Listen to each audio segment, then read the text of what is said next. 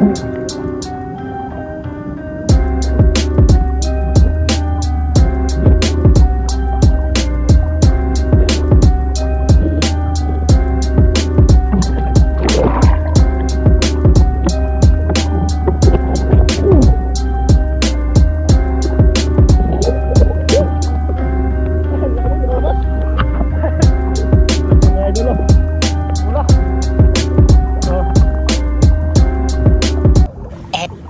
ang laki mga ka-fishing ang lumalapit sa akin. Ayun oh, grabe.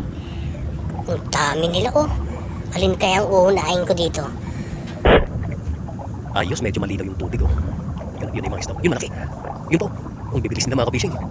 Nabulabog kasi kanina nung pagbaba namin. Dito sila nanggagaling eh. Abang ako dito mga ka-fishing. Ito to. Maliit sila. Yun to. Maliit din. Pasukin ko na lang mga ka-fishing ha. Oh, meron silang daanan dito oh. Yun, may isda oh. Dali mga ka-fishing. Lalapitan ko yung putas. May malaki oh. Sayang, alam niyo kung bakit di ko tinamaan mga ka-fishing. Kasi may nakaharang sa mata ko.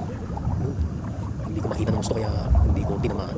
Sayang, malaki pa sana yun mga ka-fishing. Karpa yun. Mabang tayo. Ito mga ka-fishing, makikita niyo ba yung parating kayo oh. Ang laki niyan oh.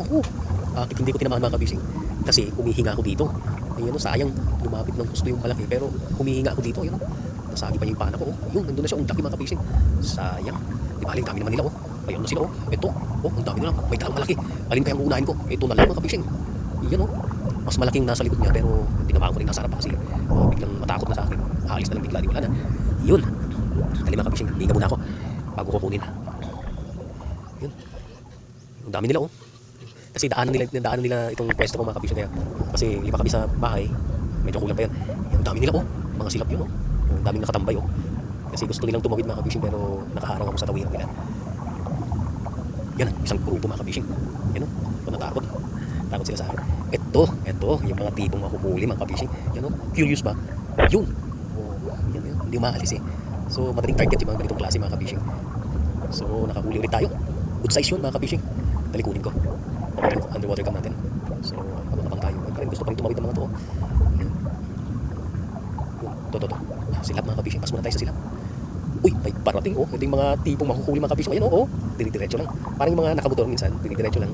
Hindi napapansin na may LTO pala yun. Kung napansin na gano'n, nakukuli na sila. Parang ito, yan oh, huli ng lahat ng tumigil kasi target na siya, nahuli na. Dali, kunin ko mga ka-fishing. So, ang bilis lang talagang makahuli kapag pana mga ka-fishing. Namimingwit nga kami dito, walang kumakagat eh. Wala kami nakukuli. So, nakaapat na ako. Hindi ko alam kung nadagdagan pa yung huli ni baby. Ang dami pa nila oh. Oh. Yan oh. Nakahuli pa ng isa sana, pwede na. Yun, may tayo pa mga ka-fishing. Pero medyo malayo. Nandahan kong lapitan nila.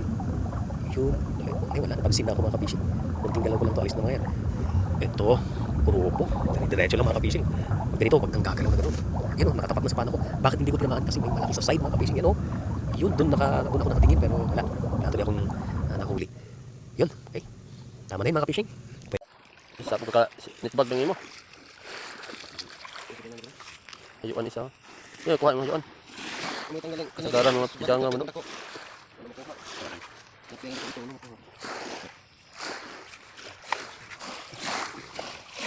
Pidanga ni kasagaran no. Alas na pidanga ni mo dagko na ko. Punto ni pituhonon ba. Hayuan ni ano, may bihod.